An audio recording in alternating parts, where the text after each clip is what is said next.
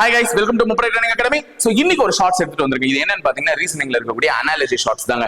இங்க 315ன்றத 15 ன்னு எழுதிருக்காங்க. அப்போ 45 என்ன எழுதலாம்? சோ 315ல லாஸ்ட் ரெண்டு டிஜிட் வந்து 15 இருக்கு சார். அது அப்படியே ரிப்பீட் பண்ணிட்டாங்க சார். சூப்பர். ஆனா 45க்கு லாஸ்ட் டிஜிட் 5னாலும் ஆப்ஷன்ல இல்ல.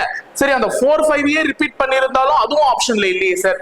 என்ன சார் பண்ணிருக்காங்க அப்படின்னு நீங்க கேக்குறது என் காதுல நல்லாவே கேக்குது. சோ என்ன பண்ணிருக்காங்கன்றத தெரிஞ்சுப்போமா?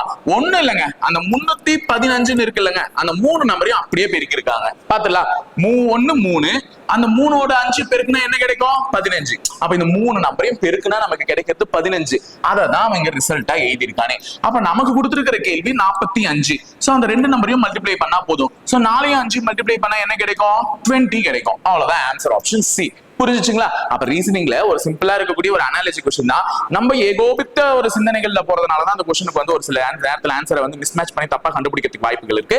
இப்ப இதனுடைய லாஜிக் தெரிஞ்சுச்சுன்னா இனிமே இப்படியும் யோசிச்சு பாருங்களேன், மாத்தி யோசிக்கண்ணா. சரிங்களா? இப்ப நமக்கு இங்க ஒரு கொஸ்டின் கொடுத்திருக்கேன்.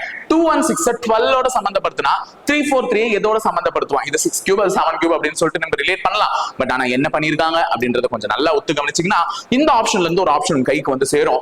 அந்த ஆப்ஷனை மறக்காம கமெண்ட் பாக்ஸ்ல கமெண்ட் பண்ணிட்டு போயிடுங்க. இணைந்திருங்கள், தொடர்ந்து பயணிப்போம் முப்படை பயிற்சி மையத்துடன். நன்றி, வணக்கம்.